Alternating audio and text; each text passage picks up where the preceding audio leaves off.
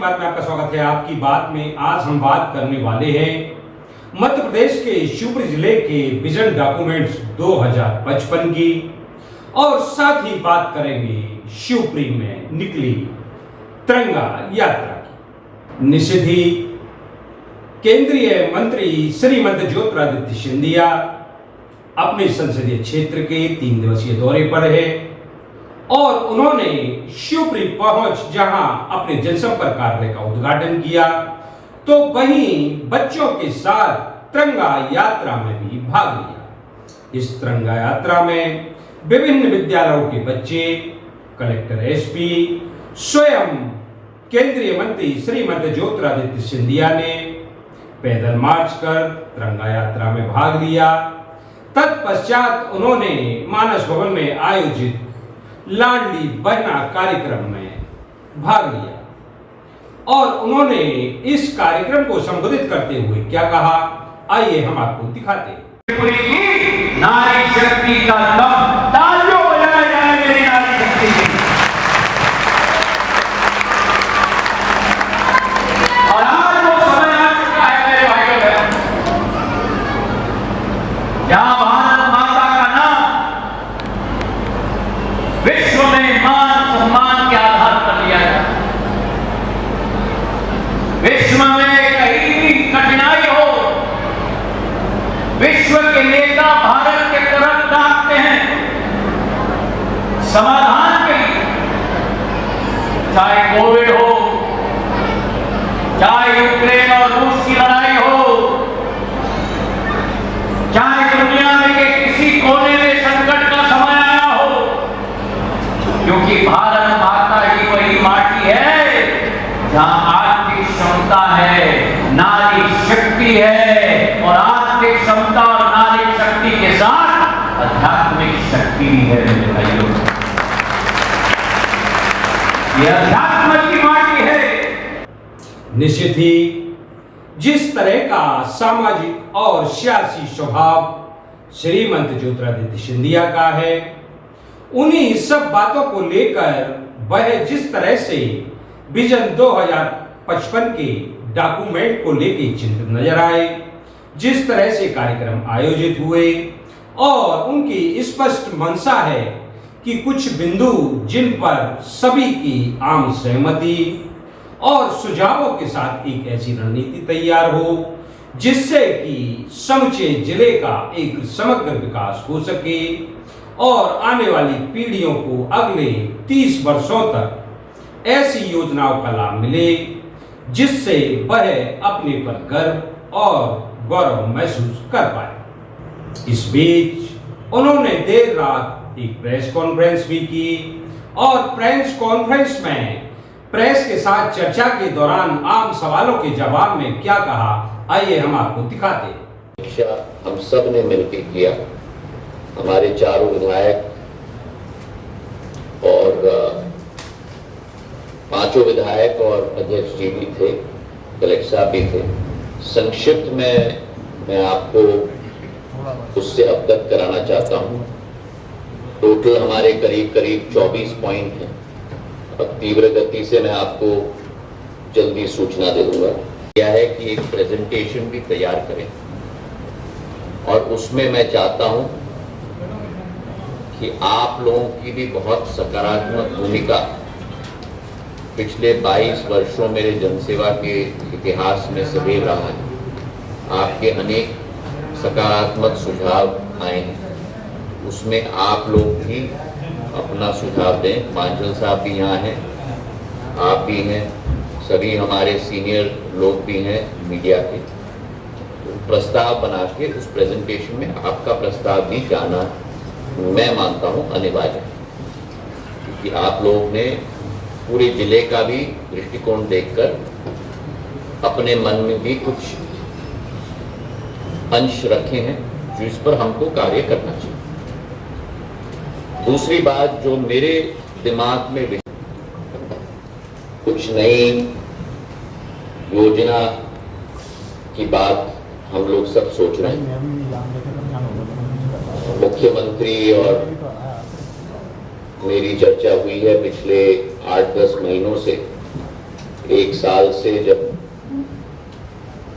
पुरानी सरकार में भी मेरी भूमिका थी, उस समय से मैं कई विशेषज्ञों और उद्योगपतियों से मेरी चर्चा हुई, पर आपको मालूम है मेरी आदत की जब तक पूर्ण रूप से योजना तैयार न हो उसका खुलासा मैं नहीं करता हूं। तो अगले कुछ हफ्तों में शायद ये पूरी तरह से तैयार हो जाएगा, जो आपके समक्ष में रखूंगा, जो आप लोगों की भी बड़ी दिनों से मांग थी कि निवेश के आधार पर कुछ विकास शिवपुरी में होना चाहिए। हम लोगों की आशा भरी योजना मेरे पूज्य पिताजी श्रीमंत माधवराव सिंधिया बृहद सिंचाई योजना की, जिस योजना के अंतर्गत करीब 6,500 करोड़ की योजना है, जिसके अंतर्गत करीब करीब 2 लाख हेक्टेयर की जमीन सिंचित होगी, जिसमें से करीब करीब 1 लाख हेक्टेयर की जमीन या 1,75,000 हेक्टेयर की जमीन शिवपुरी जिले की ही सिंचित होगी। 6 बांध बन रहे हैं, 2 गुना विधानसभा में धनबदी बांध और नैनागढ़, कोलारस में 1 सोनपुरा, पोहरी में 2 पवा और कटीला और विजयपुर विधानसभा में 1 श्यामपुर बराज। 6 के 6 बांधों की डीपीआर की समीक्षा हमने की और सारे डीपीआर्स या डीपीआर्स के जवाब 16 अगस्त तक हम लोग शासन तक पहुंचाएंगे जिले से, ताकि इसकी आगे की कार्रवाई हम लोग कर पाएं। आने वाले हफ्ते में मैं मुख्यमंत्री जी को धन्यवाद देना चाहता हूं। प्रदेश सरकार के साथ एमओयू भारतीय विमानतल प्राधिकरण का, एयरपोर्ट्स अथॉरिटी ऑफ इंडिया का साइन हो जाएगा और हमारी कोशिश होगी कि लंबी बड़ी पट्टी शिवपुरी में हम लोग एयरपोर्ट के लिए स्थापित कर पाए। आज नहीं, लेकिन ATR तक के जहाज भी और जेट विमान के जहाज भी शिवपुरी में लैंड कर पाए। 2 उदाहरण मैं आपको दे दूं। एक आपका आर्टिकल निकला था जहां जल कुंभी की स्थिति आपने मुझे फोटो के साथ चांदपाटा और माधव सागर का मुझे दिखाया और मैं बहुत प्रभावित, मुझे तो रोना है। उस पर तीव्र गति से अब कार्य हो चुका है, 1.5 करोड़ की मशीन भी हम खरीद रहे हैं और उसका काम भी कर रहे हैं। दूसरा, जो स्मैक के बारे में आप लोगों ने प्रकाशित किया, और इसलिए मैं कह रहा हूं कि आपका योगदान बहुत महत्वपूर्ण है, कम से कम मुझ जैसे जनसेवक के लिए, क्योंकि मैं राजनीति कम करता हूं और मैं विकास में ज्यादा काम रुचि रखता हूं। और स्मैक हटाओ अभियान में इस वर्ष पिछले वर्ष के अपेक्षा में करीब 10 गुना ज्यादा धनराशि पकड़ी गई है। स्मैक के आधार पर करीब 6 करोड़ की जब्त की गई है। 20 लोगों के खिलाफ केस रजिस्टर्ड किया गया और मैंने प्रशासन से निवेदन किया है, कलेक्टर साहब से, एसपी साहब से, पानी की डकैती के मामले में और स्मैक के मामले में किसी को नहीं छोड़ना है। जितना भी बड़ा आदमी हो, बड़े आदमी को ही पहले पकड़ो, उससे ही संदेश जाता है, किसी को नहीं छोड़ने का। अगर कोई जहर फैलाएगा मेरे क्षेत्र में जो स्मैक है, और अगर कोई डकैती करेगा जनमानस के साधन पर जो पानी है, मैं उसको छोड़ूंगा। इतना ही मुझे आपको अपने तरफ से कहना था। अब आप लोगों के कोई भी सुझाव हो या प्रश्न हो। सर, शिक्षा स्वास्थ्य में पहले बात हुई थी, काम भी हुआ, मेडिकल खुला, इंजीनियरिंग कॉलेज खुला। अब सवाल है, जो सबसे अहम मुद्दा है वो है रोजगार का, जिसके लिए आप समय समय पर प्रयासरत भी रहते हैं। नंबर 1 से शुरू कर दिया आप पूरा और के बाद